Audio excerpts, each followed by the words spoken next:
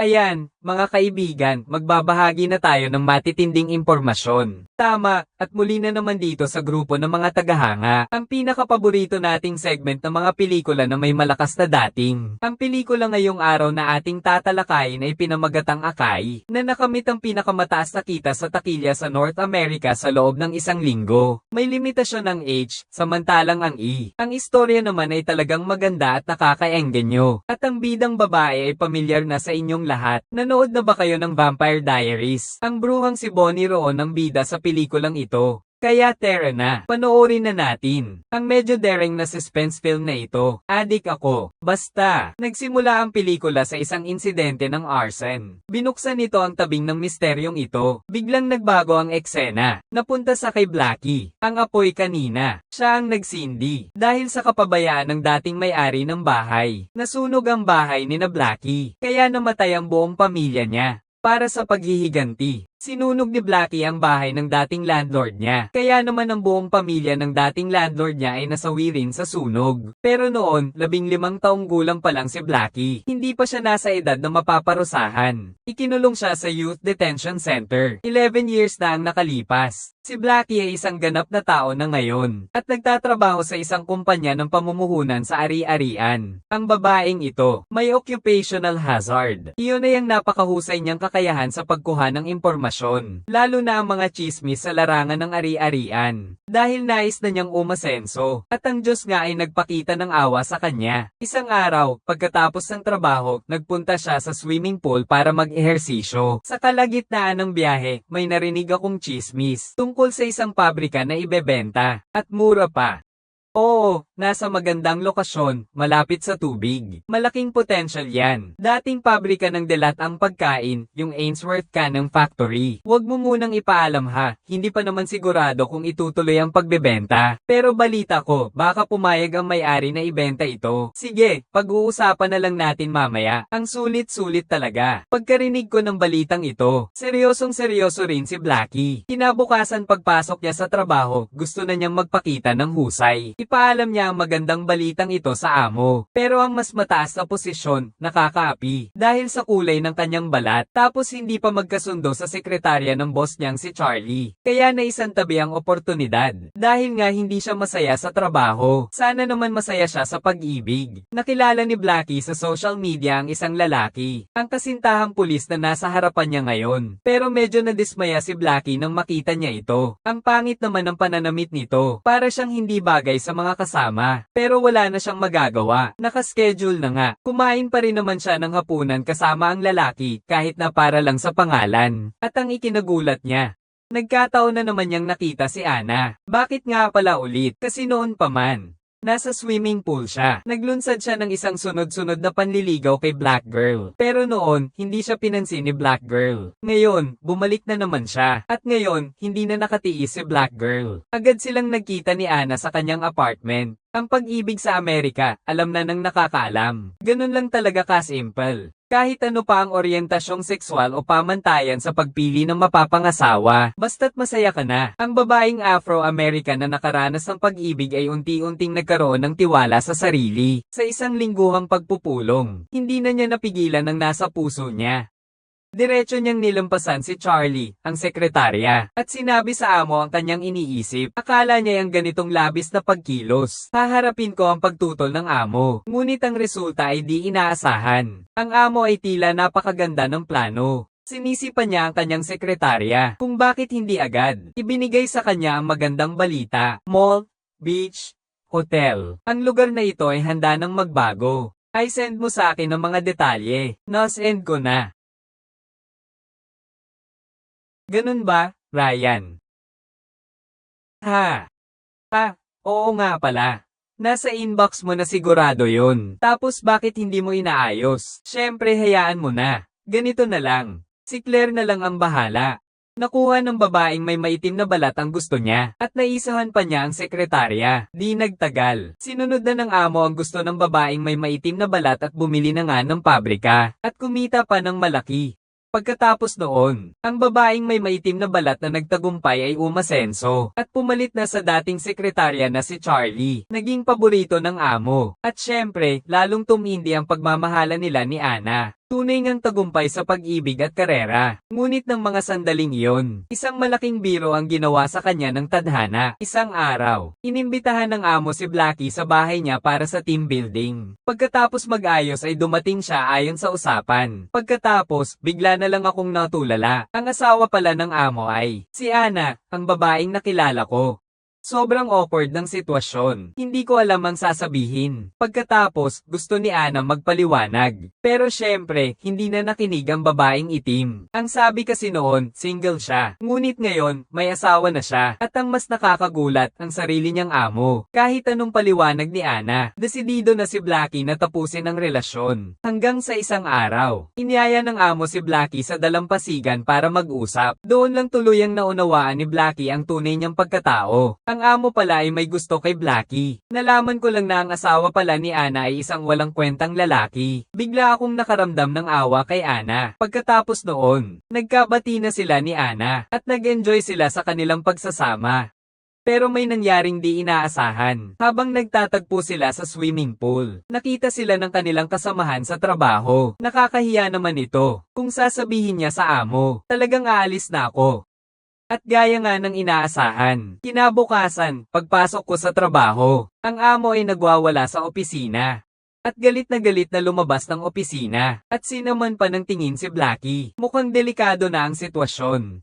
Huwag na nating hintayin pang hanapin siya ng amo. Magtapat na lang tayo sa amo. Gabi na'y nag-iisa si Blackie sa bahay ng amo. Nakakagulat na bukas ang pinto. Pero hindi niya ito mahanap kahit saan. Kaya naman, pansamantala munang sumuko si Blackie. Umuwi siya. Pero hindi niya inaasahan. Kinabukasan, dumating ang mga pulis sa kanyang bahay. At tinawag nila si Blackie sa opisina. Nawawala ang amo nila. At ang mas nakakagulat pa, ang nag-iimbestiga sa kaso ay ang taong nakilala niya noon sa social media. Ang pulis na yon, boyfriend ko pala. Ang malas naman, parang tadhana. Hindi nagtago si Blackie. Alam din naman niya na hindi matatago ang katotohanan. Kaya ikinwento niya sa akin ang lahat ng nangyari sa kanya. Lahat-lahat, inamin niya. Una, ang huli niyang pagkikita sa boss niya. Galit na galit itong lumabas ng opisina. At saka pumunta pa ako mismo sa bahay niya ng gabing iyon para hanapin siya. Tungkol naman kung bakit ko siya hinanap. Syempre, gusto ko nang magpaliwanag sa kanya. Tungkol sa pakikipagrelasyon ko sa asawa ng amo ko. Nang malaman ito ng pulisya, nabigla na lang sila. Marami sa inyo ang magtatanong. Kagabi pumunta si Blackie sa bahay ng amo. Nasaan si Ana? Bakit hindi ko siya makita? Nasa ibang lugar siya dahil may business trip. Pero sa tingin ng pulisya, masyadong maaga pa para masabi na si Blackie ang may sala. Mas mabuting maghintay na lang tayo na makabalik si Ana para makapag-interview ulit sa kanya. Bakit niya kailangang ibukod si Blackie sa mga suspect? Hindi naman para ipagtanggol siya, kundi dahil sa mga nakalap nating impormasyon sa investigasyon. Natuklasan ng detective na si Ana at ang amo niya ay hindi mag-asawa, kundi naging kabit at umakyat sa pwesto. Pagdating sa mga isyu sa pamilya ng amo, nakakagulat. Ayon sa mga kasamahan, ang unang asawa ng amo ay nawala na rin noon pa.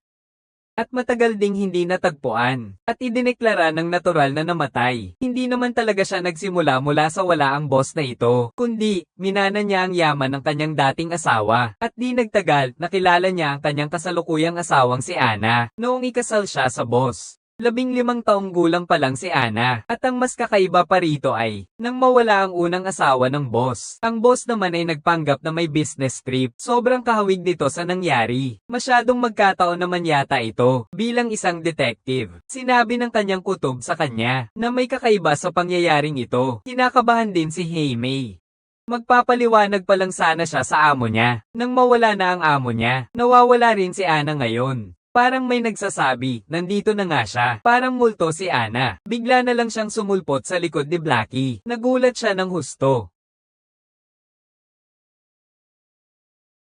Oy, pasensya na, hindi ko sinasadyang takutin ka. Anong ginagawa mo rito? Nagtataka si Haimei kung paano ka nakapasok. Diretsahang sinabi ni Ana na dahil sa sobrang pagkamiss sa'yo, kakauwi lang galing probinsya. Agad-agad akong pumunta rito. Pero dahil sa espesyal ang relasyon ninyo, natatakot siyang ma-misinterpret ng pulisya. Kaya tumalon siya papasok sa bintana. Sagot ni Haimei, hindi ba't mas madali kang mapagkamalang may sala ng pulis dahil dyan? Pinaalis niya si Ana. Kinabukasan, naman, muling pinatawag ng pulisya si Haimei dahil nadiskubre nila ang kanyang nakaraan. Nabanggit din ito sa simula ng pelikula. Si Haimei ay isang arsonist noong bata pa siya. Sinunog niya ang bahay ng kanyang landlord. At mas nakakainis pa, pagkatapos, ikinulong ang babaeng may maitim na balat sa Youth Detention Center. At ang Youth Detention Center na ito ay ang dati nang nawawalang ari-arian ng dati nitong amo. Naroon na siya noon pa. Kilala na niya noon pa ang amo. At noon ay lubos siyang humanga rito. Hindi dahil sa gwapo ito.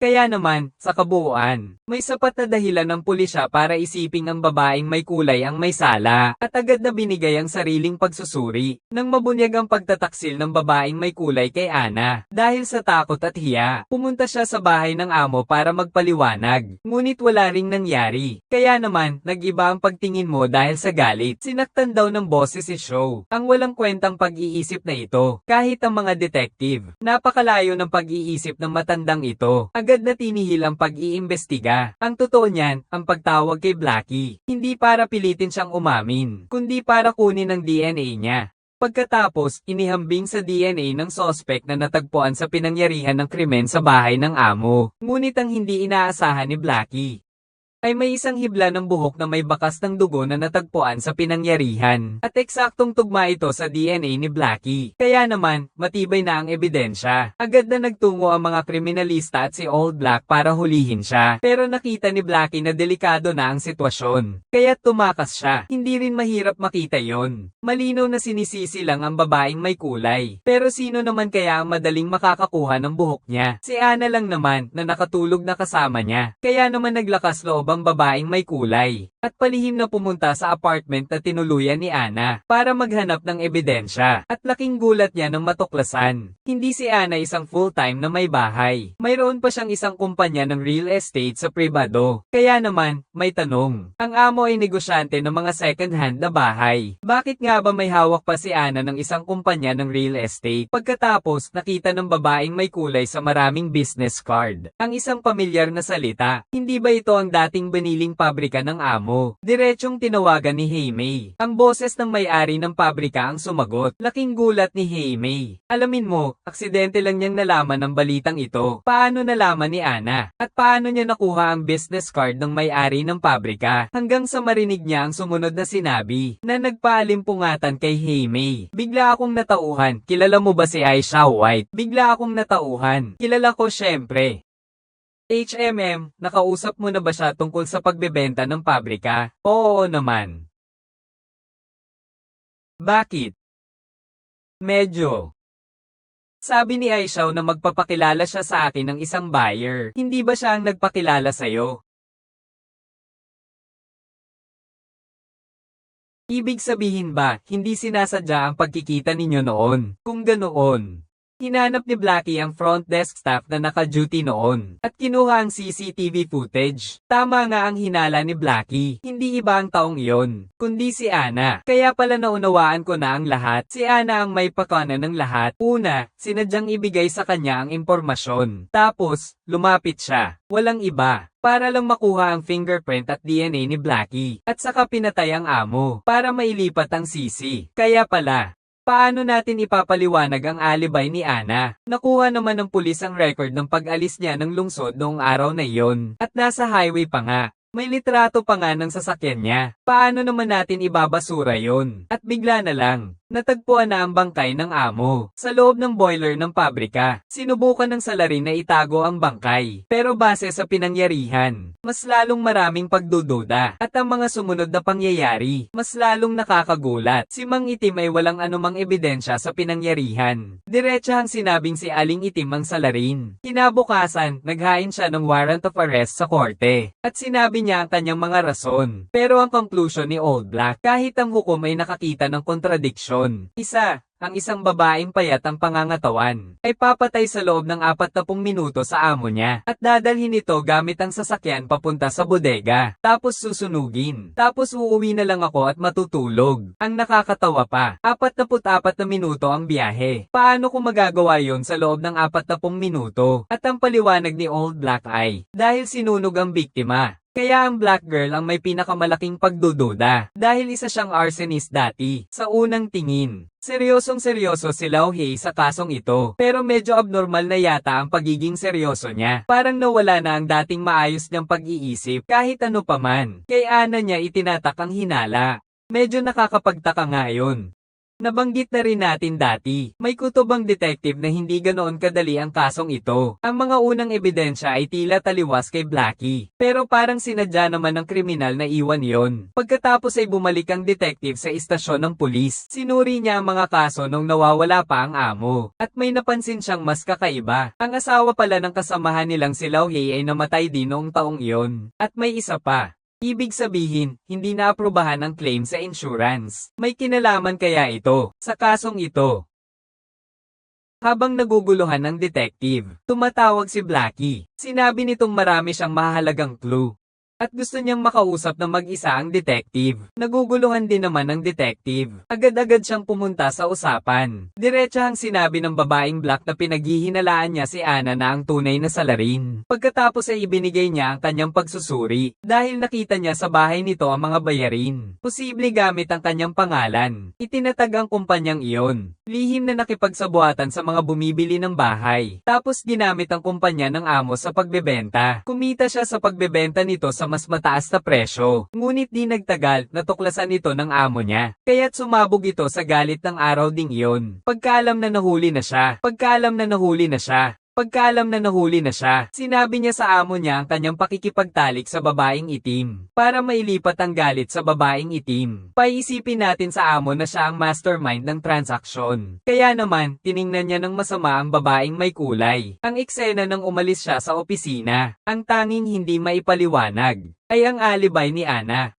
Hinala ng babaeng may kulay, may kasama si Ana. Sa puntong ito, inalala ng detective ang mga ebidensya. Nang mamatay ang dating asawa ng amo. Malubha ang sakit ng asawa ni Lao Hei. Pero ang mga gamot ay hindi sakop ng insurance. Kaya hindi naaprubahan ang claim. Samantalang sa death certificate ng asawa ni Lao Hei, malinaw na nakasaad na nabayaran na niya ito. Ibig sabihin, may nagbayad para sa kanya. Hinala ng mga detective. Malaki ang posibilidad na ang amo niya ang nagbayad. Dahil din sa pangyayaring ito, sinuhulan ng amo ang katrabaho. Bakit ginawa iyon ni Mang Itim? Simple lang naman ang dahilan. Dahil noon, sinaktan ng amo ang dating asawa niya at inagaw ang mga ari-arian nito. Pero ayaw niyang mabunyag ang katotohanan. Kaya sinuhulan niya si Mang Itim para magawa ang isang pekeng pagkawala ng asawa niya. Ibig sabihin, ang pagkawala ng asawa ng boss ay pinlano ni Lao Hei. Kaya naman, lagi niyang sinisisi ang babaeng negro. Para matapos na ang kaso. Baka kasi may sumulpot pang ibang problema. Natatakot siyang mabuking ang pagtanggap niya ng pera. Ibig sabihin, ang isa sa mga tumulong ay malamang na ang lalaking itim. Para mapatunayan ang hinala niya, nagkaroon ng ideya ang detective. Kunwari raw ay ang babaeng itim ang may sala. Tatawagan niya ang lalaking itim. At sasabihin niya, nalaman na niya ang totoo mula sa amo. At pagbabantaan niya ang lalaking itim na kung ayaw nitong masira ang reputasyon nito, magkita kayo sa pinaglibingan ng kanyang dating asawa. Panloloko lang yan kay Black. Pagkatapos, naghintay silang dalawa sa labas. At lumabas nga si Black. Ibig sabihin, tama ang hinala ng mga detective. Tulad ng inaasahan, nagmamadaling lumabas si Black sa silid. At sinundan siya ng dalawa. Nagmamadali ang detective. Hindi niya inaasahan na sasaktan siya mismo ni Black. Hindi pa nga siya nakakaalis ng sasakyan. Binaril na siya. At sa huli, tinali niya si Black Girl sa basement. Halos tama ang hinala niya. Maya-maya pa'y dumating si Ana. At tama nga ang hinala niya, magkasabwat nga sila. Pero medyo may pagkakaiba. Ang utak sa likod ng buong pangyayari ay si Mang Itim. Simula nang makuha niya ang pera ng amo niya, hindi na siya tumigil sa pangungulit kay Mang Itim para bigyan siya ng libreng daan. Kaya dahil sa sobrang inis ay nagplano sila ni Ana. Ang pakinabang naman ni Ana ay ang pagkuha ng mana. Pero may isa pang problema. Iyan ang buong pangyayari. Bakit kailangang piliin ang isang babaeng may maitim na balat bilang panagot? Sa ganda ni Ana, mas madali naman sigurong makahanap ng lalaking mapapaikot at mapagsisinungalingan, hindi ba? Sa wakas, nalaman na rin ang sagot. Isang pamilyar na figura ang sumulpot. Si Charlie pala, ang dating sekretarya ng amo. Natatandaan niyo pa ba ang simula ng pelikula? Sinunog ba ng babaeng may kulay ang bahay ng kanyang landlord para maghiganti? Akala niya'y nasawi na ang buong pamilya ng landlord sa sunog. Ngunit ang Charlie na nasa harapan niya ay ang anak pala ng landlord. Ito rin ang dahilan kung bakit sinisi ang babaeng may kulay. Para rin itong paghihiganti. Habang handa ng sakta ng dalawa ang babaeng may kulay. Isang di inaasahang pangyayari ang naganap. Si Ana pala ay nasa likuran at natamba ang dalawa. Sinabi ni Ana na perpekto sana ang plano. Pero may maliit na aberya sa daan. Yun ay ang pag-ibig niya sa babaeng black. Ngunit hindi siya pinatawad ng babaeng black at ipinagkanulo siya sa pulisya. Kung matutulungan niya akong makaligtas kay Scott, magkakaroon siya ng magandang pagkakataon para makasira sa'yo. Sisirain niya ang natitirang buhay mo para maghiganti para sa kanyang ama. Pero hindi ko man lang naisip na may in-love pala ako sa'yo. Hindi ko kayang utusan si Parker na patayin ka. Hindi ba't patunay na ito ng pagmamahal ko?